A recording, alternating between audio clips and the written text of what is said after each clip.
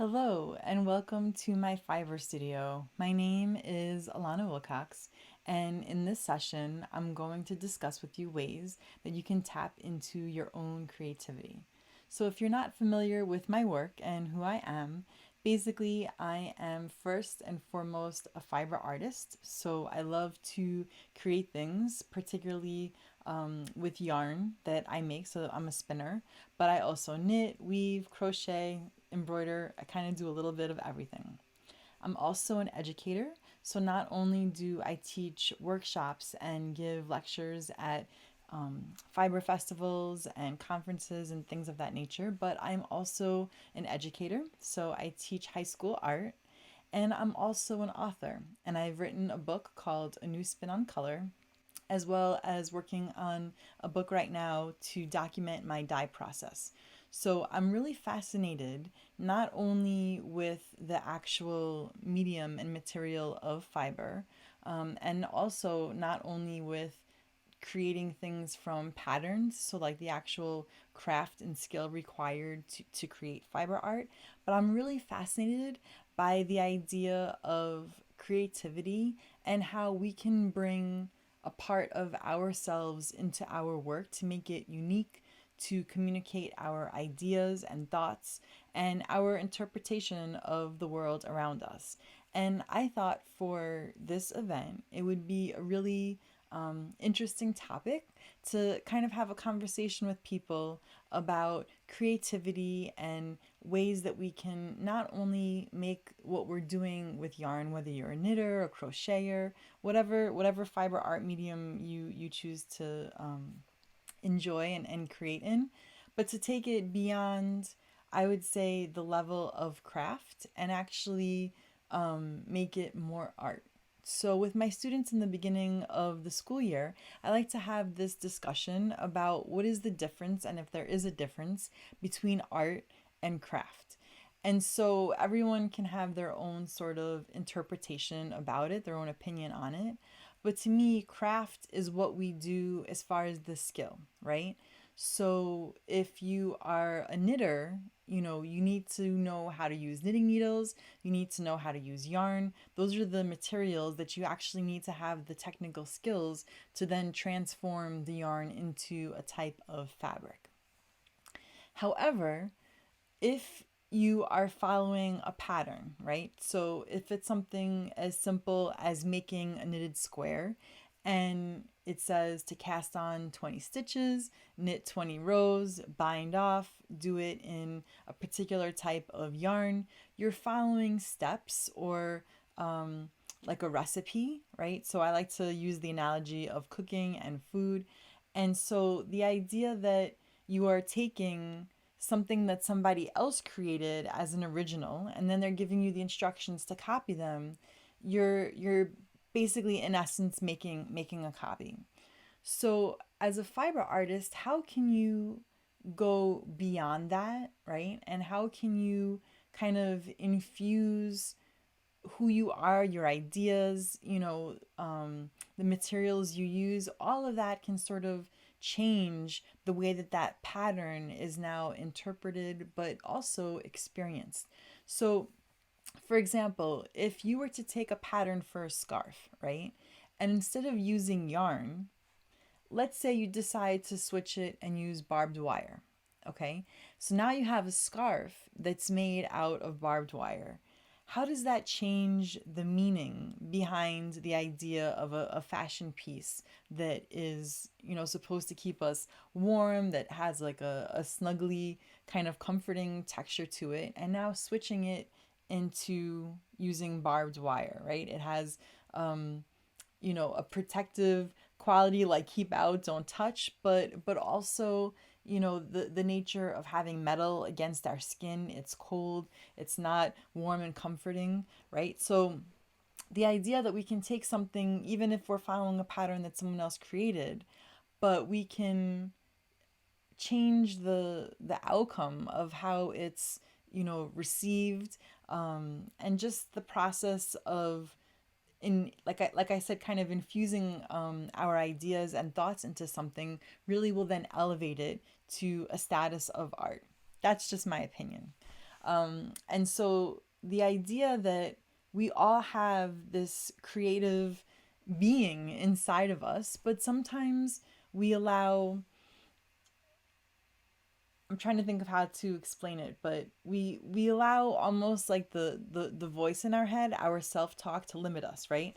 So if you're someone that, let's say, never did a painting before, and I was to present to you a canvas with paintbrushes and paint and say, okay, go at it, paint a picture of a celebrity or someone that that you're familiar with, like a family member or something like that.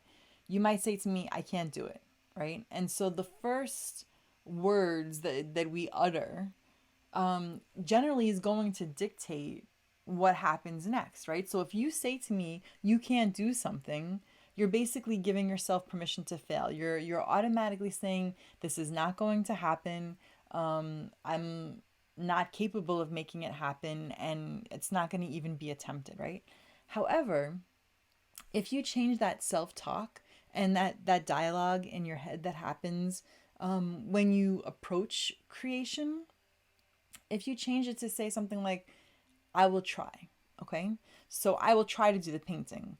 Now, it may not be successful, whatever you know, gauge you want to measure the success of your artwork at, right? Like, does it have to actually look like the person? Can it capture their essence? There's all these different degrees of which we can assess success. However, we are our own worst critics. And so sometimes we'll create things that we don't see the beauty or the creativity in it, and other people do. And so, if you think of like a child's card, right? Like if a child does a drawing or a picture of, their family, oftentimes it's not going to be accurate. Okay, the stick figure drawings that we all start off with might be a little misshapen, they may not be in proportion, but the idea that the child created something from this pure emotion or feeling, right, that that to me is like the crux of what art is, just going forth and creating, and not allowing that negative self-talk to inhibit us from being a creative person. So if a designer comes up again with a scarf pattern and we follow it to a T, we're just, going through the motions and copying that person. And there is a great deal of satisfaction that can come from that. So please know that I'm not saying that that's like a wrong or a bad thing to do. However, what I'm suggesting is that the experience of following that pattern can be heightened. It can be so much more enjoyable and so much more meaningful if we allow ourselves to tap into this creative source that we have inside of us, right? So I just have a couple of ideas that I'm going to share with you, and I'll share some projects that I've created as well. And hopefully, by the end of this little lecture or discussion that I'd like to have with you on creativity, you'll be inspired and look at things and projects in a new way.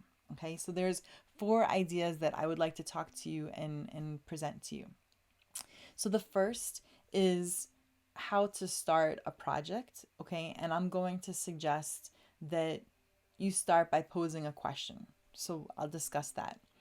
The second idea is to think of a concept or an idea that you have an opinion on, and then try to use your work to communicate that idea through Fiverr in one way, shape, form, or another. The third idea is to try to work in themes. Okay, so a lot of artists do this, and I'll discuss that later on. And lastly, I would suggest starting with the project in mind first. So basically, having an end goal in mind, but then putting limitations on yourself and working within the confines of those limitations. Okay, so for number 1, start with the question.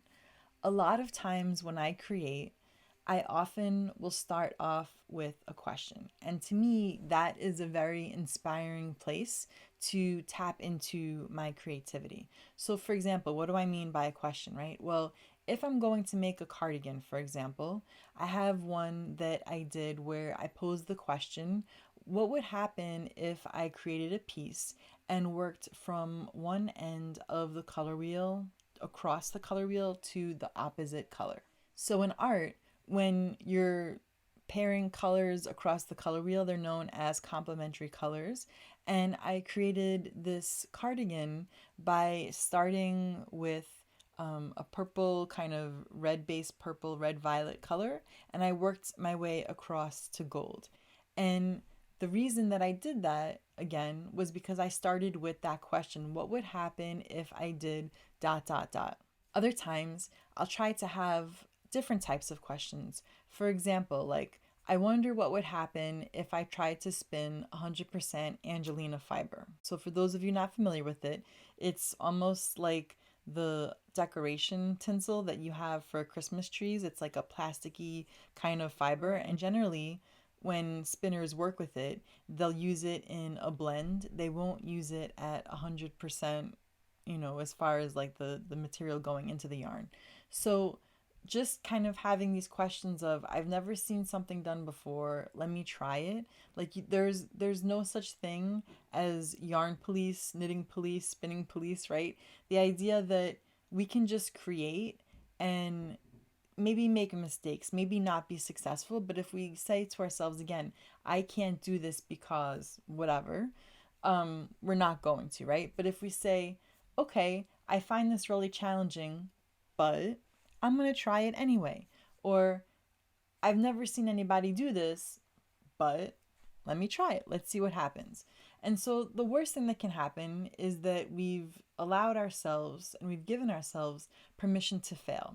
And in doing so, it's very liberating, I think, because now that we know that we have permission to fail, that doesn't necessarily mean that we're going to fail. It just means that we're allowing ourselves to try to be successful. And it may take many iterations of these attempts at pursuing an idea, but there's a lot of growth that can occur in that space. And so we may not ever get to our destination, right? Like if we get into a car and say, okay, I want to go on a road trip to Disney World, we may not end up there. We may stop at a couple of yarn stores. We may decide that we want to go to the beach instead. But the idea that we're giving ourselves permission to get in a car and go on a trip, it opens up all of the possibilities as opposed to telling ourselves, you know what, I don't do road trips, right? So we're closing ourselves off to these opportunities that we may or may not have otherwise. So it's okay. Give yourself permission to fail and start with the question. So again, the second idea is to explore ideas and to communicate them. So a lot of times when artists work, they might have an issue that is really important to them. So if recycling and taking care of the planet, environmental issues are important to you, that's a great place to start. Other artists like to open up the newspaper and pick, current events that are going on in the world. And right now we have a ton of different things transpiring in 2020. So there's a lot that's very rich in the world around us to kind of respond to through our art. And there are artists already, even fiber artists, that have done so. And one of my favorite fiber artists that I love to follow her work because she always has so much power and meaning in the things that she creates is an artist by the name of Sonia Clark. So if you're not familiar with her work, I highly recommend looking her up and checking her out. If you would like to hear Sonia talk about her work, she has an interview on theartassignment.com that is called Measuring Histories. And in it, she discusses the significance of this piece of art that she created that at first glance, it looks like a simple spool of thread. However, the length of the thread, the material choice, even the spool itself, all have significance and meaning. And I find that after hearing her speak about her pieces, it can really help you understand how each choice that we make as an artist can impact not only the overall power of the piece, but also how people interpret and how people experience the things that we create. So, the next way that we can tap in and be a little bit more creative is to work with themes. So, when I'm helping students put portfolios together to apply to a college, they often say to look for a theme in the person's work. For example, let's say you're really fascinated by toys, okay? Maybe you choose to have a theme of toys in your work. Well, if you're making a scarf, that might be a little bit, you know, unusual of a place, for example, to intertwine toys and knitting. But the more, again, you give yourself permission to think about what are all of the different ways you could potentially do that. So I know there are a lot of novelty style scarves where maybe you can have toy elements sewn in, sewn on, so have the actual physical toy. It could be yarns that are inspired by that toy color. For example, if you wanted to pick like a Teenage Mutant Ninja Turtle, right? Um, Maybe you make a scarf that's all green and then it has these rectangle bands that represent the four different Teenage Mutant Ninja Turtles. So it doesn't necessarily have to be something super complicated, but even taking a pattern that already exists and the color scheme that already exists, and then transposing your idea of the Teenage Mutant Ninja Turtles on top of that, suddenly it gives it a new meaning. It makes it more exciting when you get to the different colors of the turtles. And so I find that when I have a theme or an idea that I'm working with, all of a sudden the possibilities kind of open up for me. So right now I'm working on a shawl that is inspired by the movie The Wizard of Oz. And it's a Stephen West pattern, so it's called Fantastitch. And each section is going to be made up of yarns that either I spun, dyed, or used commercial yarns to basically capture the different parts and scenes of the movie or like the different characters. So I have a scarecrow yarn, I have a Tin Man yarn, I have a Toto yarn, I have all of these different ideas. And even though I'm working a pattern that another designer did, by taking again that theme, right? So I'm using the theme of the Wizard of Oz. All of a sudden, it kind of changes it and it gives it a little bit more, I don't know, like a little extra, like seasoning, like throwing a little salt and it just kind of changes the way that a dish tastes. Well, throwing in a theme can really bring a new playfulness, a level of creativity that might really make you enjoy what you're doing that much more. And so, lastly, the last idea that I had on creativity was to start with the project first, but then put a limitation on yourself. So there is this artist. His name is Phil Hansen, and he did this TED Talk.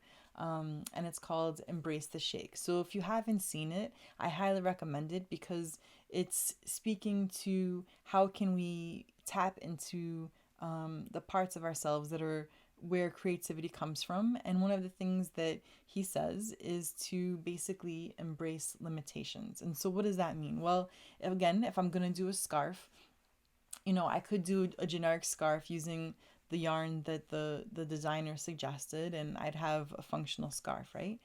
But let's say I said, okay, I'm going to limit the scarf to only being having the color blue in it, right? So that would be like at its most basic. Or maybe I'm going to limit it so that it's only fibers that I spun or fibers that I grew and then spun if you're a shepherd and you raise the sheep, right? Or if it's only, fiber that I spin on Sundays or only yarn from a certain dyer. So, the more limitations we have, it almost frees us up because now we know the confines of where we're working. So if I said to you, what should we have for dinner tonight? That might be a really scary open-ended question. But if I said, I want to have Italian food for dinner tonight, could you give me a suggestion of what you'd like to have? Now, you might think, oh, chicken parmesan or oh, spaghetti and meatballs. But the idea that I limited it to just Italian food kind of opens up the possibilities and your mind can begin to think a little bit more in a directed way, as opposed to having this like huge open-ended question, right? So the idea that putting limitations on us can almost make us more creative. So I hope in watching this little demonstration on tapping into your creativity that you're inspired now to go maybe look at your stash a little bit differently, maybe look at your queue of projects a little bit differently, and hopefully give yourself permission to not only try things that maybe you didn't think you were good enough to do or skilled enough to do, but maybe that you thought, there was a certain yarn that's a little too special to use, or just something that you really didn't say, you know what, I'm gonna do it. Now is a time that I'm gonna go for it. And I really welcome you to share with me all of the things that you create after watching this little presentation, because I would really love to see how starting with the question influences fiber artists' work, how putting limitations on your work has inspired you, what kind of themes do you